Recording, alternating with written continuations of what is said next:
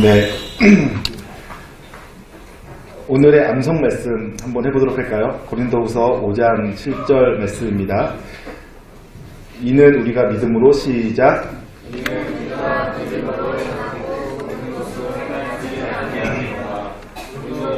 5장 아멘.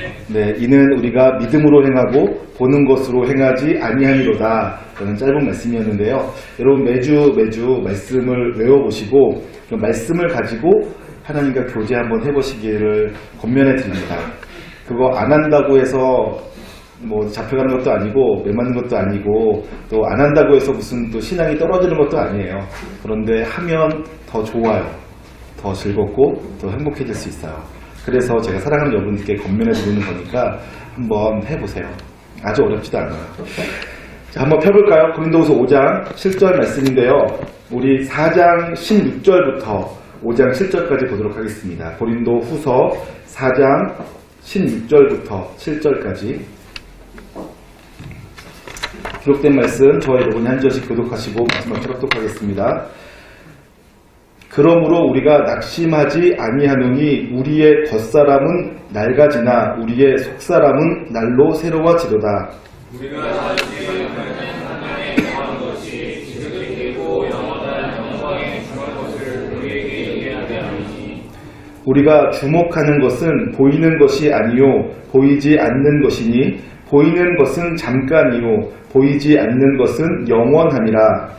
만일 땅에 있는 우리의 장막집이 무너지면 하나님께서 지으신 집 곧 손으로 지은 것이 아니요 하늘에 있는 영원한 집이 우리에게 있는 줄 아느니라. 참으로 우리가 여기 있어 탄식하며 하늘로부터 오는 우리 처소로 덧입기를 간절히 사모하노라. 이렇게 우리는 우리가 벗은 자로 발견되지 않으려 합니다. 참으로 이 장막에 있는 우리가 징진 것 같이 탄식하는 것은 벗고자 함이 아니요 오히려 덧입고자 함이니 죽을 것이 생명에 삼킨 바 되게 하려 함이라. 곧 이것을 우리에게 이르게 하시고 오죽으로 성령을 우리에게 주시지는 하나님이시라. 그러므로 우리가 항상 담대하여 몸으로 있을 때에는 주와 따로 있는 줄을 아노니 이는 우리가 믿음으로 행하고 보는 것으로 행하지 아니함이로다. 아멘. 네, 이 말씀을 중심으로 믿음에 의한 생활이라는 제목에 함께 은혜를 나누고자 합니다. 저희는 예수 그리스도 안에서 생활하고요. 또 성령님에 의해서 생활합니다. 말씀에 의해서 생활하고요. 그리고 믿음에 의해서 생활합니다. 어느 것 한 주제 중요하지 않은 게 없어요. 그런데 오늘 주제 또 너무너무 좋아요.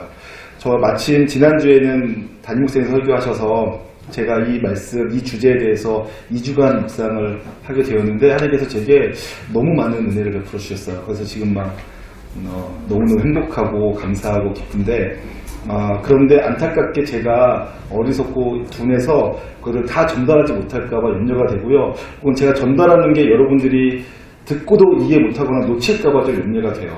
제가 쉽게 전하려고 하는데 그러니까 여러분들이 가능하면 45년 동안 신앙생활을 해온 저에게도 너무 은혜로운 이 내용이 여러분들에게 은혜가 될 수 있도록 잘 집중해서 들어주셨으면 좋겠어요. 먼저는 우리 오늘 말씀이 뭘 말하는지를 먼저 살펴보도록 하고 믿음이라는 주제에 대해서 우리가 좀 살펴보도록 할게요. 먼저 우리가 살펴보는 이 말씀은 고린도후서 4장에서 사도 바울이 지금 내가 고린도 교회 성도들인 너희에게 복음을 전하다가 고통도 어려움도 당한 적이 있다. 그래서 내가 잘 알고 있다. 그러나 내가 너희의 생명을 살리고자 고통당하는 것, 어려웠던 것, 힘들었던 것에 대해서 내가 전혀 개의치 않는다. 왜냐하면 내가 고통당하고 어렵고 힘들어도 나는 낙심하지 않고 도리어 그 속에서 놀라운 생명을 경험하기 때문에 그렇다. 이런 얘기를 먼저 했어요. 그러면서 그것에 대한 변증으로서 설명으로서 내가 아무리 고통을 당하고 아무리 힘들어지고 심지어는 죽을 고비를 만나도 내가 그것 때문에 전도자가 된 것을 후회하지도 않고 내가 너희를 만난 것에 대해서 불편해하지도 않고 도리어 기뻐하고 감사하는 이유가 뭔지를 지금 설명해 가고 있는 거예요. 자, 16절.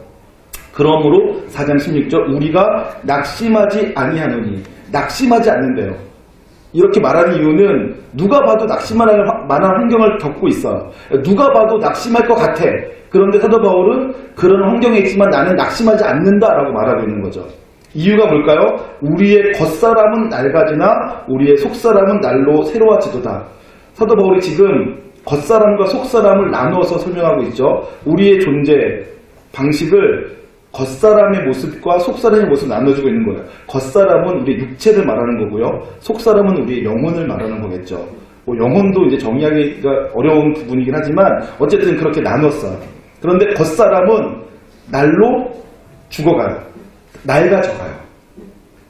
우리 육체가 여러분들은 지금도 육체가 점점 더 강해지고 있지만 이제 25살, 30살 넘어가서부터는 이제 낡아가는 사람들이 있어요. 여기 몇 분 계시네요? 이제부터 낡아가고 있는 분들. 네, 저도 지금 많이 낡았어요. 이제 점점 더 낡아갈 거예요. 그 육체는 언젠간 낡아가서 그래서는 땅속에 묻히게 되겠죠. 겉사람이에요. 그런데 날로 새로워지는 것도 있어요. 나이를 아무리 먹어도 낡아지지 않고 점점 더 강해지고 점점 더 새로워지는 게 있어요. 점점 더 초롱초롱해지는 게 있어요. 그게 뭐냐면 영혼이에요. 여러분 가운데 어떤 분은 진짜로 시간이 지나갈수록 이렇게 빛나시는 분들이 계세요. 축하드립니다. 빛나고 계세요. 그런 분들 정말 좋은 것 같아요. 날로 새로워지고 있어요. 그것을 사도 바울은 또 다른 말로 설명해요. 17절에서 또 둘로 나눠요. 겉사람이 당하는 것과 속사람이 당하는 것을 우리가 잠시 받는 환난에 경한 것이 지금 경한 것, 가벼운 거죠. 가벼운 것은 잠시 받는 환난이에요. 그런데 이제 무거운 걸 얘기합니다. 지극히 크고 영원한 영광에 중한 것을 우리에게 이루게 함이니.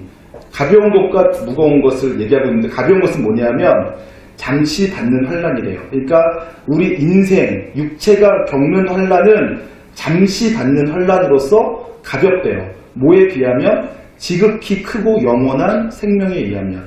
우리 속사람이 누리는 것에 비하면 이 땅에서 겪고 당하는 것들은 가볍다, 아무것도 아니다, 이렇게 말하는 거죠. 속사람이 누리게 되는 것은 영원한 것이고 겉사람이 당하는 것은 잠시 잠깐 받는 환난이며 가벼운 것이다, 이렇게 말하고 있어요. 그리고 그것을 또 한 번 다른 각도에서 설명해요. 어떻게 설명하냐면 보이는 것과 보이지 않는 것으로 설명하고 있어요. 18절, 우리가 주목하는 것은, 사도 바울이 주목하는 것은 보이는 것이 아니요. 보이는 것은 주목하지 않는다는 얘기죠. 보이는 것은 주목하지 않는다. 그리고 뭘 주목한대요? 보이지 않는 것이니. 사도 바울은 겉사람은 별로 주목하지 않는다. 이 땅에서 육체가 겪는 잠시 잠깐 겪는 환난의 가벼운 것은 내가 주목하지 않는다. 그거 별로 신경 쓰지 않는다는 얘기죠. 그러면서 뭘 신경 쓴다는 거예요? 보이지 않는 것에 주목한대요. 그게 뭐라고요? 속사람. 그리고 영원한 중요한 것. 그것을 하는 거죠. 그러면서 보이는 것은 잠깐이요, 보이지 않는 것은 영원합니다, 이렇게 얘기하고 있습니다. 자, 여기까지 어렵지 않죠. 그런데 그 뒤에도 또 어렵지 않은 말들을 계속 반복해서 설명하고 있어요. 지금 하는 말들은 다 똑같은 말들을 반복해서 다른 각도로 설명하고 있는 거예요. 그 중에서 5장 1절에서는 무슨 말을 하냐면 육체가 죽으면 이제는 영원한 생명을 얻는다, 이런 얘기를 하고 있어요. 만일 땅에 있는 우리의 장막집이 무너지면, 이 장막집이란 텐트를 말하는 건데 그것은 우리 육체를 말하는 거예요. 그 무너진다는 얘기는 죽는다는 뜻이겠죠. 하나님께서 지으신 집 곧 손으로 지은 것이 아니요 하늘에 있는 영원한 집이 우리에게 있을 줄 아느니라. 자, 이게 무슨 뜻이냐면 지금 우리 육체는 낡아지잖아요. 그래서 언젠가 죽게 되어져요. 근데 죽으면 그 뒤에 뭐가 있냐면 손으로 짓지 아니한 하나님께서 지으신 영원한 집이 준비되어 있어요. 그것을 사도 바울이 알고 있다는 거예요. 우리가 죽으면 지금 이 육체는 이제 죽어서 흙에 묻혀요. 뭐 불에 타든지. 그래서는 다 사라져 버리죠. 그러면 우리는 영으로만 존재하는가? 정신으로만 존재하는가? 그렇지 않고요. 하나님께서 우리에게 부활의 몸을 입혀주세요. 아마 처음 들어보신 분 계실 거예요. 성경에서는 주님께서 재림하실 때 땅에 묻혔던 자들도 다 함께 올라가면서 완전한 몸, 예수님께서 입으셨던 그 몸과 같은 몸을 입게 될 거라고 가르쳐주고 있어요. 그래서 우리는 영으로만 존재하는 게 아니에요. 정신으로만 떠돌아다니는 게 아니에요. 유령처럼. 그게 아니라 하나님과 함께 새로운 몸을 입고 살게 돼요. 근데 그 몸은, 그 새로운 몸은 이 낡아진 몸이 아니라 영원한 몸이에요. 하나님께서 준비해 주신 몸, 하나님께서 우리에게 주시는 몸인 거죠. 자, 그래서 사도 바울은 그 몸을 받을 줄을 알고 있어요. 그래서 이렇게 표현하는 거죠. 영원한 집이 우리에게 있는 줄 아느니라. 자, 2절에서는 그런데 이 땅에서 내가 탄식하고 있는 것 이유에 대해서 얘기하고 있죠. 자, 참으로 우리가 여기 있어 탄식하며 하늘로부터 오는 우리 처소를 덧입기를 간절히 사모하노라. 그러니까 이 땅에서는 고통이 있으니까 빨리 그 몸을 입기를 간절히 사모한다는 거예요. 그런데 그렇게 하는 것은 그렇게 영원한 집, 새로운 몸을 입기를 원하는 것, 부활의 몸을 입기를 내가 원하는 것은 우리가 벗은 자들로 발견되지 않으려 함이니라. 이 말뜻은 무슨 뜻이냐면 내가 죽은 다음에 허무하게 죽었다라고 평가받고 싶지 않다는 뜻이에요. 헛수고했다라고 소리 듣고 싶지 않다. 사도 바울이 예수님 믿은 다음에 평생을 전도자로 살았는데 헛수고했네 라고 되고 싶지 않다. 내가 영원한 몸을 입어서 정말 보람을 느꼈으면 좋겠다. 이런 표현을 하고 있는 거죠. 벗은 자로 발견되기를 원치 않는다는 말을 하고 있는 것입니다. 4절에서는 참으로 이 장막이 있는 우리가 짐진 것 같이 탄식하는 것은 벗고자 함이 아니요 오히려 덧입고자 함이니, 이 말뜻이 무엇이냐면 지금 내가 새로운 몸을 입고자 하는 것은 내가 빨리 죽겠다는 뜻이 아니다. 죽고 싶어서 하는 말이 아니다. 새로운 몸을 입고 싶어서 하는 말이다. 이렇게 말하는 거예요. 이해하시겠죠? 그러면서 죽을 것이 생명에 삼킨 바 되게 하려 합니다. 이렇게 말하고 있어요. 그리고 이 모든 것들이 가능하게 하시는 분이 하나님께서 우리에게 보내주신 성령님이시고 그 성령께서 인쳐주신다라고 하면서 정리하죠. 5절에서 곧 이것을 우리에게 이루게 하시고 보증으로 성령을 우리에게 주신 이는 하나님이시니라. 하나님께서 예수를 죽은 자 가운데서 살리신 예수님께서 예수 믿는 우리, 그리고 예수님이 우리 안에 있으면 그 예수로 말미암아 우리 죽을 몸도 살리시겠다, 이렇게 약속해 주셨단 말이에요. 그 하나님께서 보증으로 누구를 보내주셨냐면 성령님을 보내주신 거예요. 여러분과 제 안에 성령님이 계시면 우리는 죽어서 영원한 몸을 입을 보증을 갖고 있는 거예요. 보증서를 갖고 있는 거죠. 넌 죽으면 천국 간다. 천국에 그냥 영혼으로만 존재하는 것이 아니라 완전한 몸을 입게 될 것이다 라는 것을 성령께서 보증해 주신다는 거고, 그 성령께서 그것을 이루시겠다, 이런 말이 지금 성경에 써 있는 것입니다. 그러므로 우리가 항상 담대하여 몸으로 있을 때에는 주와 따로 있는 줄 아노니, 지금은 내가 주님과는 따로 있다, 몸으로는 그것을 알고 있다는 거예요. 그런데 그것에 대해서 사도 바울이 어떻게 아냐는 거예요. 지금 위에서부터 4장 16절부터 시작되어서 지금까지 나왔던 모든 내용들을 사도 바울이 어떻게 아냐? 믿음으로 안다. 이 모든 사실들을 내가 죽은 다음에 이루어질 일들에 대해 어떻게 아느냐? 성령께서 보증이 되신 것을 어떻게 아느냐? 믿음으로 안다. 그래서 믿음이 중요하다, 이렇게 말하는 거죠. 이는 우리가 믿음으로 행하고 보는 것으로 행하지 아니함이로다. 성경에서 기록되어진 모든 것을 우리가 받아서 누리게 되어지는데 가장 절대적으로 필요한 것이 믿음입니다. 오늘 저와 여러분이 그 믿음에 대해서 나눠보도록 하겠습니다. 여러분, 믿음에 대해서 제가 어렸을 적에 교육받고 훈련받았던 가장 대표적인 것은, 믿음은 의지, 자신의 결단이 포함된다는 내용이었어요. 장로교에서 자랐는데 어떻게 제가 그렇게 교육받았는지 지금 생각해보니까 잘 이해가 안 가요. 그런데 대부분이 믿음 그러면 믿을 수 없는 것에 대해서 믿는 것이라고 계속 생각하고 혹은 가르쳐왔어요. 왜냐하면 히브리서에서 믿음은 바라는 것들의 실상이요 보이지 않는 것들의 증거다 라고 했기 때문에, 믿음은 아직 이루어지지 않고 아직 보이지 않고 희미한 것에 대해서 내가 확신을 갖는 것, 그래서 나한테 엄청나게 많은 결단이 필요한 것으로 받아들여 왔단 말이에요. 그런 제가 지금까지 제가 알고 있던 것에 대해서 제가 2주간 동안 묵상하면서 하나님께서 정반대로 뒤집어 놓으셨어요. 새롭게 저에게 정리해 주셨는데 믿음은 세 가지로 나누어 생각할 수가 있어요. 믿음이라는 것은 굉장히 방대한 주제인데 그것을 우리가 더 쉽게 이해하기 위해서 아주 좁은 의미로 믿음을 세 개로 나눈다면 믿음, 그 다음에 그 믿음이 시간이 지나가면 신뢰가 돼요. 그리고 그 신뢰는 조금 더 시간이 지나가면 충성이 됩니다. 믿음이 자라가면, 믿음이 계속되어지면, 상대방에 대한 믿음이 계속되어지면 그것은 상대방에 대한 신뢰가 돼요.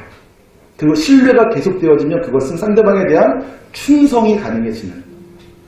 그래서 우리가 하나님을 믿는다라고 할 때 그 믿음이 결국은 하나님을 향한 신뢰가 돼요. 그리고 그 신뢰는 하나님께 대한 충성으로 자라가게 되어 있습니다. 믿음이 자라간 순서가 있다는 거죠. 그러한 면에서 첫 번째 그 믿음은 나의 의지로 시작하지 않아요. 반응입니다. 믿음은 반응이에요. 무슨 말인지 얘기해 볼까요?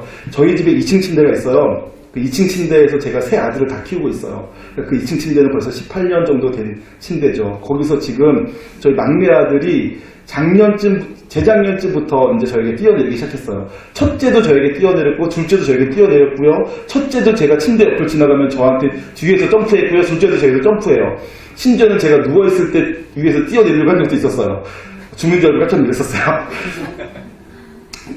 이제 셋째 아들 때였어요. 셋째 아들. 첫째, 둘째 때는 어떻게 가능했는지 기억이 잘 안 나는데, 셋째 때였습니다. 첫째도 둘째도 침대에서 2층에서 저한테 점프해서 뛰어내리는 것을 너무 즐거워했어요. 그래서 제가 셋째한테도 제가 아빠한테 뛰어내려! 하고 제가 놀아주다가 그렇게 얘기했어요. 그러면 2층에서 뛰어내리는 걸 제가 딱 받아가지고는 마치 안 받은 것처럼 땅 끝까지 내려왔다가는 여기서 딱 받아요. 그럼 애가 짜릿하죠. 네. 애가 짜릿할 거예요. 네. 그렇게 놀아주는데, 근데 얘가 셋째는 점프! 하는데 못 점프하는 거예요. 아빠한테 못 뛰어내려요. 왜 못 뛰어내릴까요? 아빠를 못 믿으니까. 자기가 뛰어내릴 때 아빠가 받아줄지 안 받아줄지 모르니까 못 뛰어내리는 거죠. 첫째와 둘째가 막 안타까워해요. 형준아 굉장히 재밌어. 아빠가 다 받아줘. 너 뛰어내려봐. 우리도 그렇게 컸어. 막 그렇게 얘기하고 있는데 셋째는 겁이 많아서 못 뛰어내려요. 여기를 붙잡고 이승수 난간을 붙잡고 안 돼, 못 뛰어. 그래요. 그럼 어떻게 할까요? 제가 거기서 잡아가지고는 내렸다 올렸다 내렸다 올렸다 반복해주면서 아빠 힘이 이렇게 세다, 너를 100번도 할 수 있다는 걸 제가 보여줘요. 그러면서 점프하라고 하면 애가 점프 못해요. 그래도 그럼 제가 아주 가까이에서 잡아요. 이렇게 받아가지고 내리고요, 받아가지고 내리면서 제가 점점 뒤로 물러나는 거죠. 그러면 제가 계속 받아줬으니까 조금 멀어져도 저에게 점프하기 시작해요. 그러다가 나중에 어떻게 했을까요? 형들과 똑같이 걔가 뛰어내리면 제가 끝까지 안 받다가 마지막에 딱 가둬요. 애가 아주 짜릿하게요.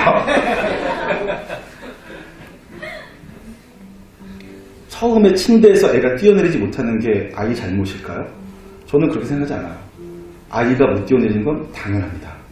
아이가 아빠를 못 믿는 것은 서운해할 만한 문제가 아니라 못 믿는 게 당연해요. 만약에 아이가 아무 때서나 그냥 막 뛰어내리면 저는 그렇게 걱정했을 거예요. 얘가 밖에 나가서 아무 데서 뛰어내리면 어떡하냐. 8층 아파트에서 괜찮아 하고 뛰어내리면 어떡합니까?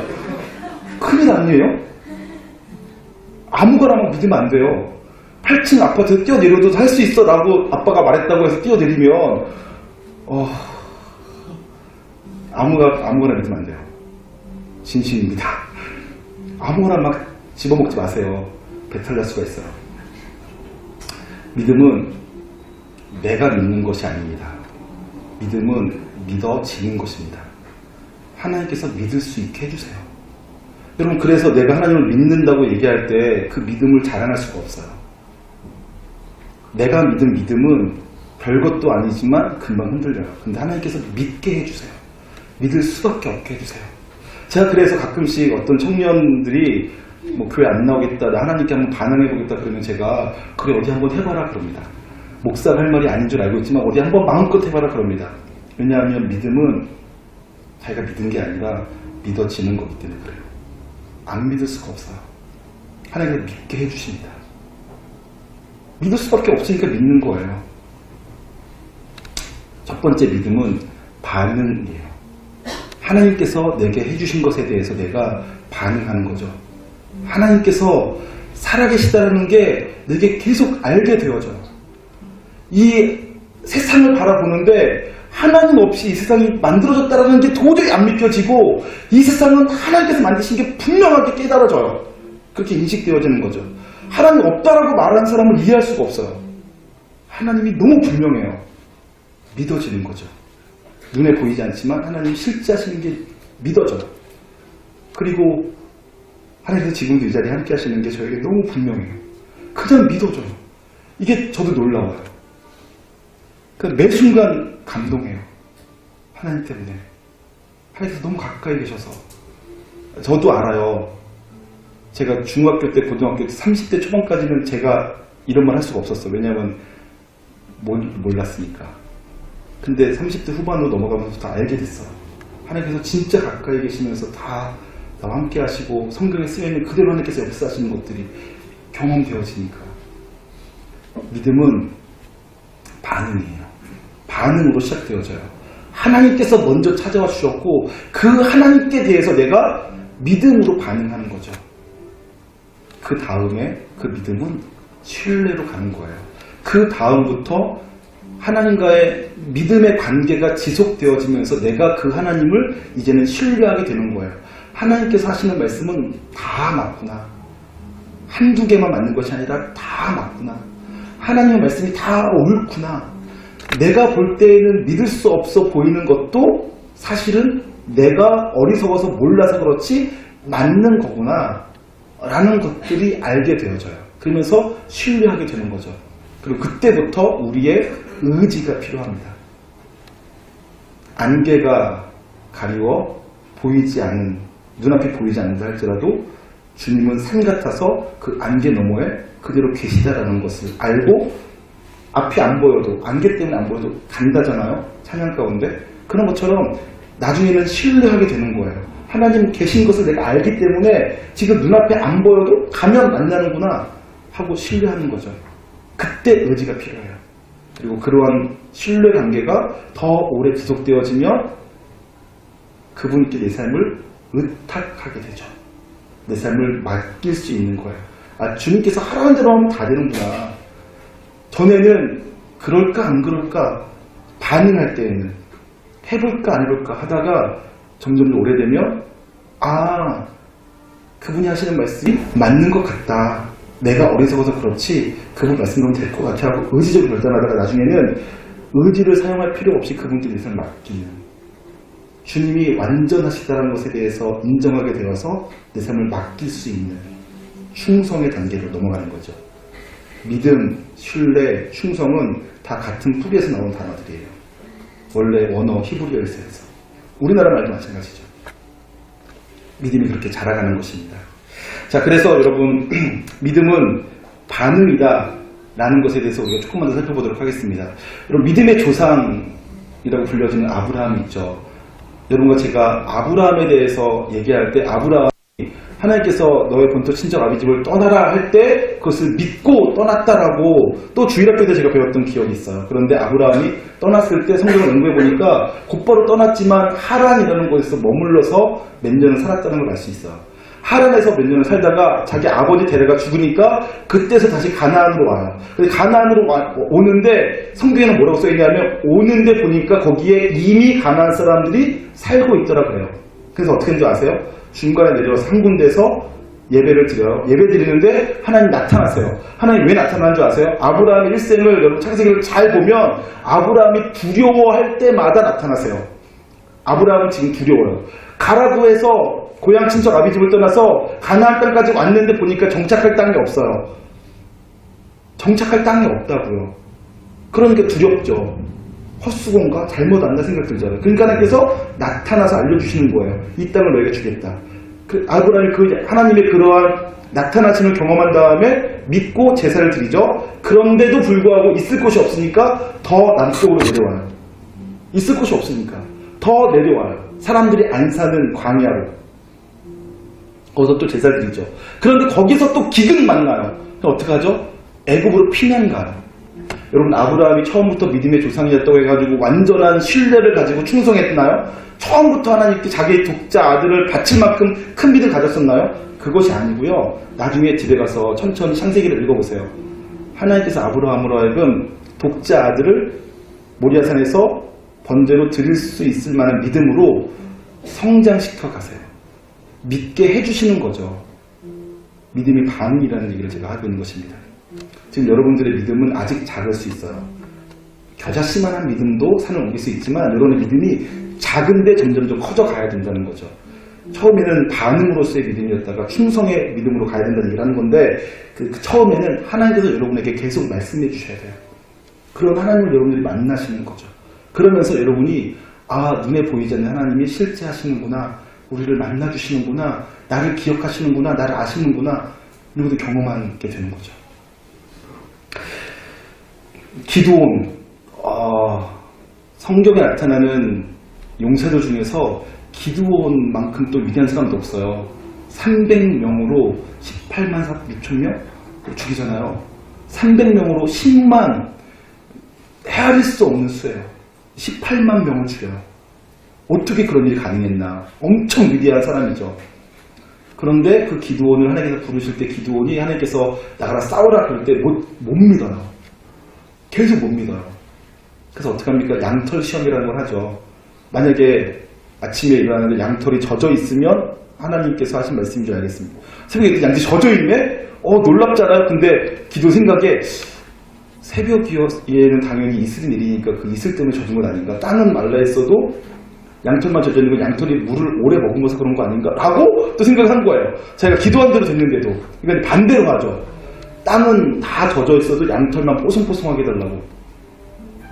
하나님께서 그러한 기도의 응답에 너 나를 시험하냐? 건방진 자식. 이러면서 안 들어주신 것이 아니라 그래 한번 해보자 하고서는 다시 양털 놔뒀더니 온 땅은 다 이슬로 다 젖었는데 양털만 뽀송뽀송해요.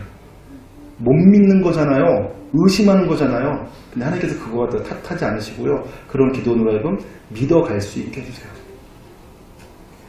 하나님을 점차 믿어갈 수 있도록 하나님께서 도와주신다고요. 우리를 만나주시면서 지금 하나님께서 여러분들을 만나주고 계세요.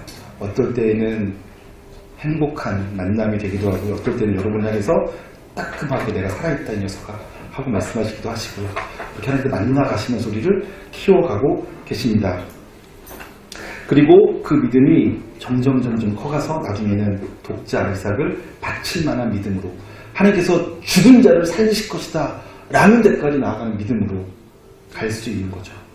저는 저와 여러분이 그러한 믿음으로 나아가실 수 있으시기를 주님의 이름으로 축원합니다.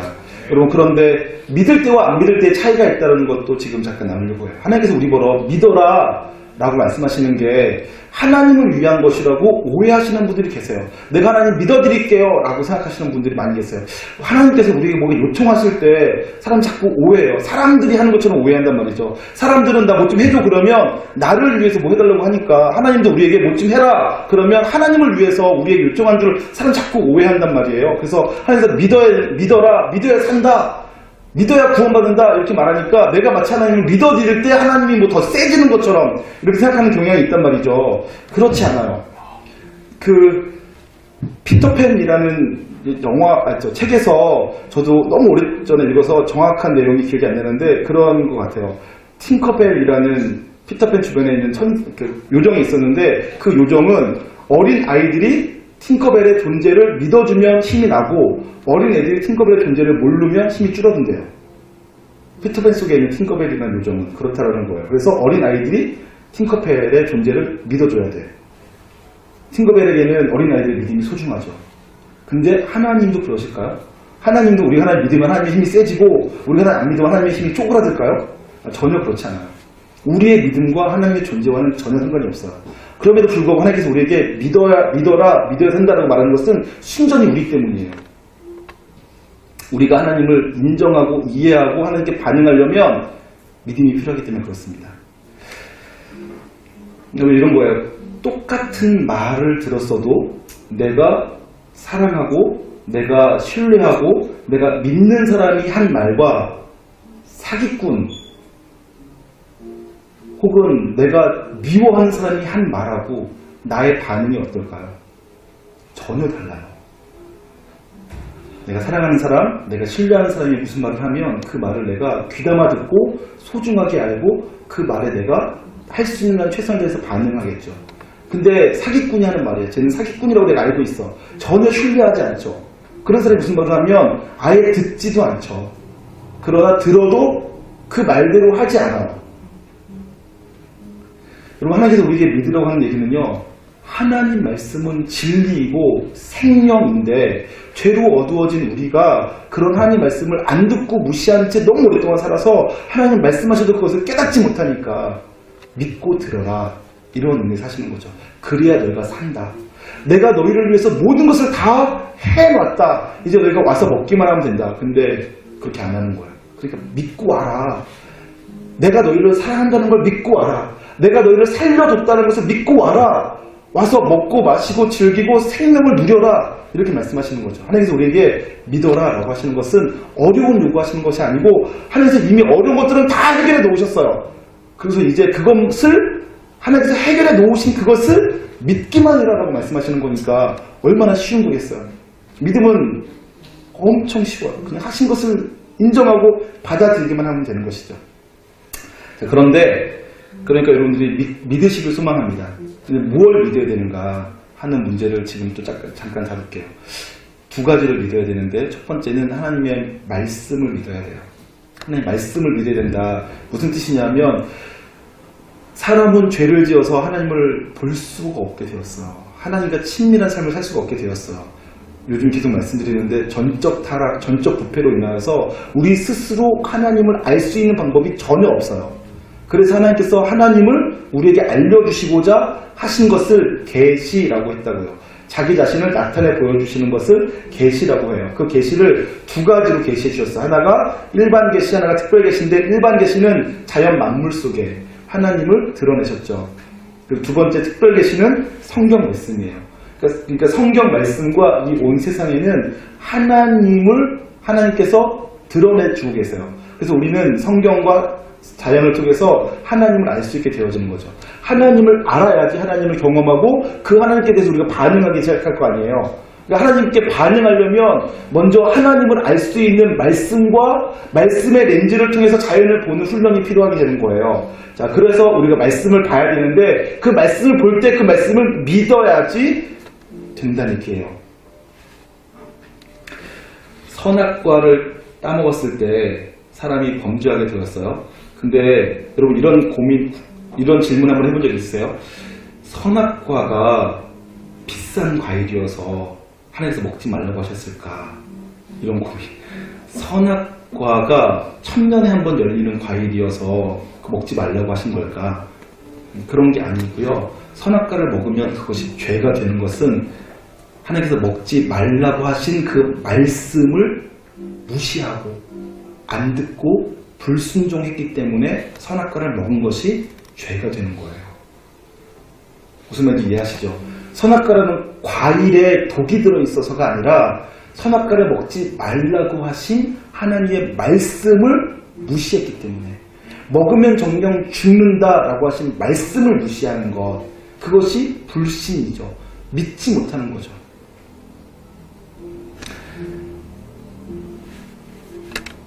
가인과 아벨의 제사, 가인도 제사를 드리고 아벨도 제사를 드렸어요.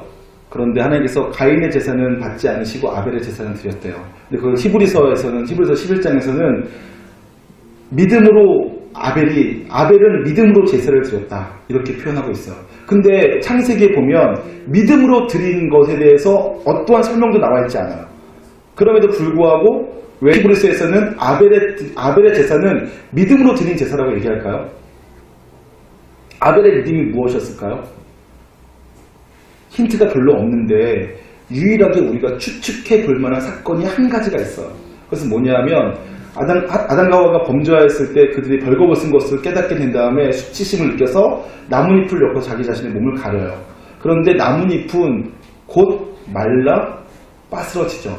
그러니까 하나님께서 그들의 수치를 가려주고 그들의 생존을 위한 최소한의 보호를 위해서 하나님께서 가죽옷을 지어 입히십니다.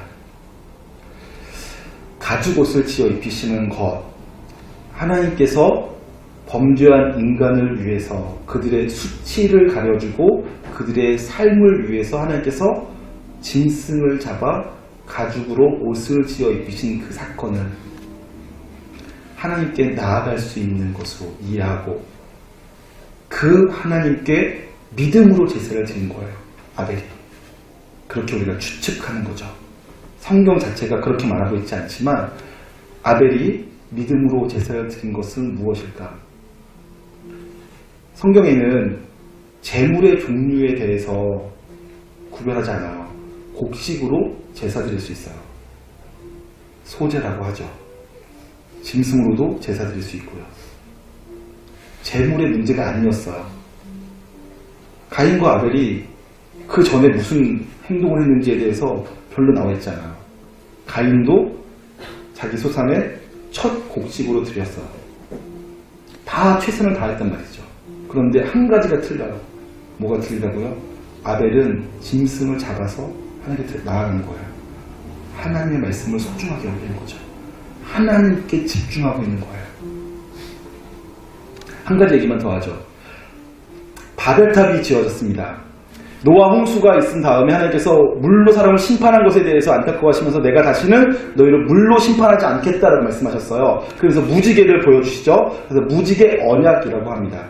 그런데 무지개 언약 이후에 사람들이 이제 점점점 늘어나면서 살기 좋은 땅에 정착하기 시작했어요. 그러다가 시날 평지에다가 그들이 모여서는 탑을 쌓기 시작해요. 그 탑의 이름이 바벨탑인데 그 탑을 쌓을 때 그들이 어떻게 쌓냐 하면 흙으로 벽돌을 붓고요. 그리고 벽돌과 벽돌 사이에 역청을 발라서 높이 쌓습니다.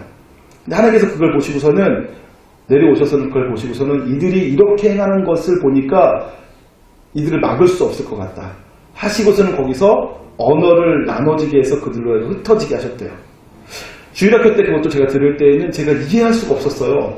아니 그들이 바벨탑을 아무리 높이 쌓은다 한들 그 탑이 하늘 꼭대기까지 닿겠는가, 또 하늘 꼭대기까지 닿는다 한들 그것이 하나님을 위협하겠는가, 그런 생각을 제가 한 거죠. 그리고 나서 성경을 나중에 자세히 봤더니 하나님을 위협하는 것은 그들의 탑이 높아지는 것, 그들의 기술 문명이 아니었어요. 하나님을 거역하는 것에 한마음 되는 것이 하나님을 우리롭게 하는 거였죠.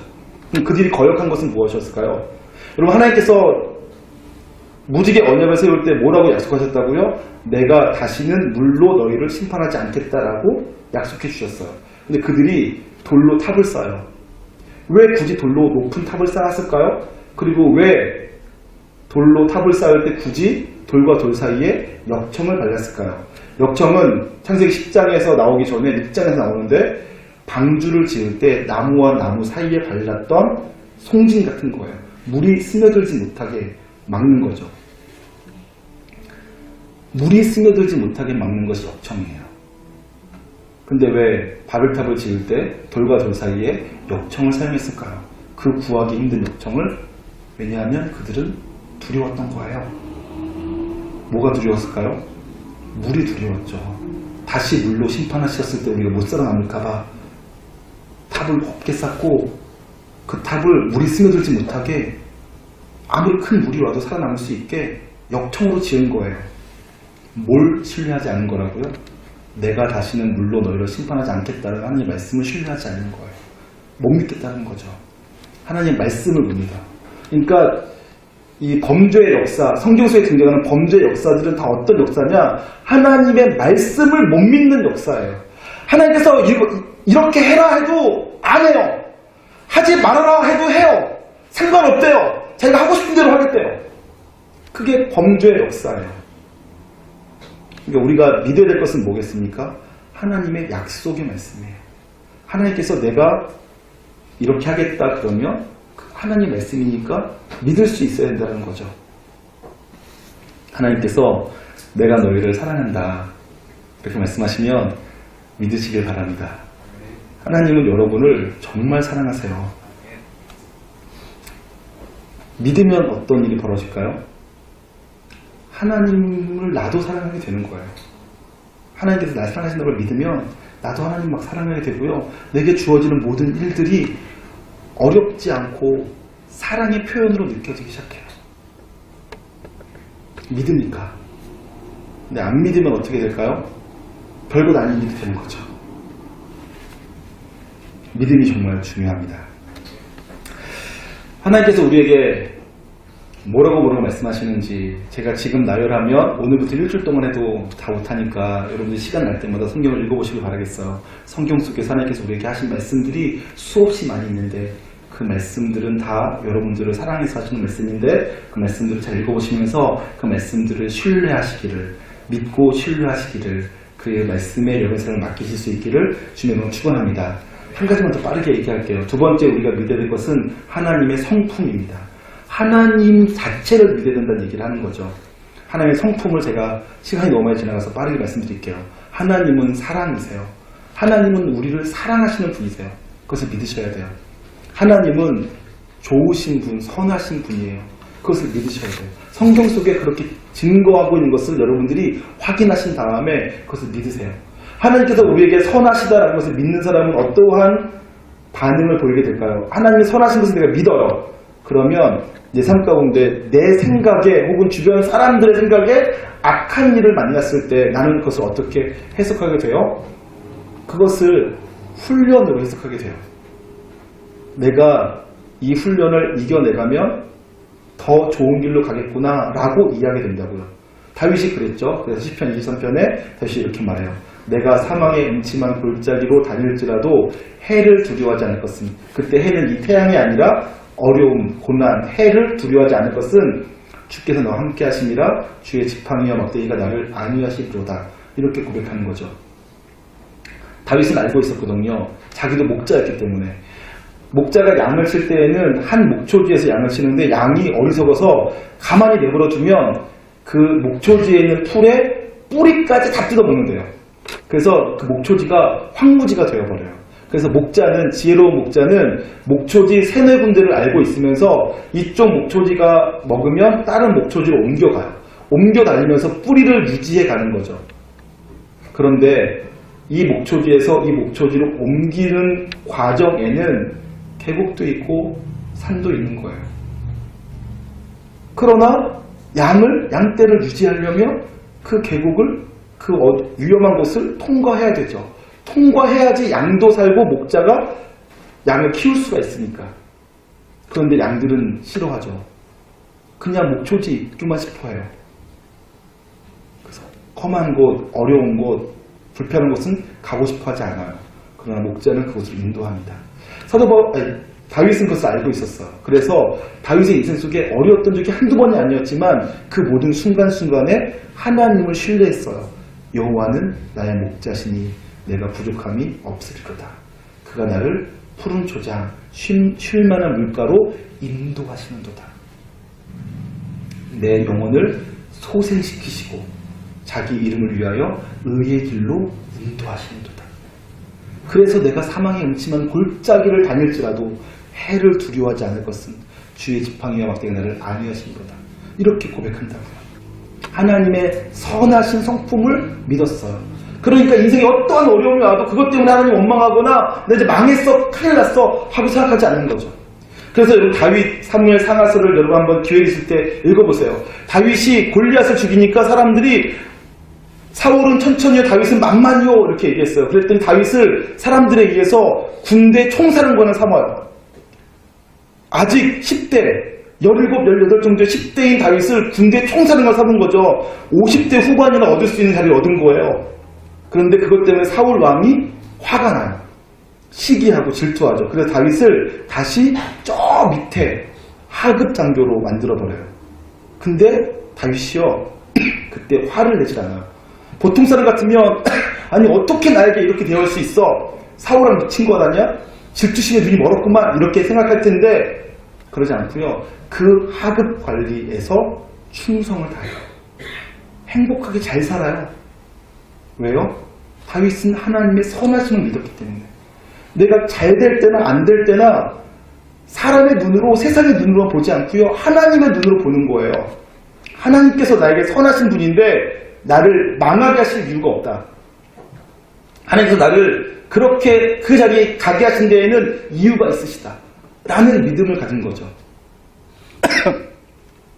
그래서 상황이 어떻게 바뀌어도 그 상황 때문에 망하질 않아요. 그게 믿음의 힘입니다. 하나님의 성품을 믿어요.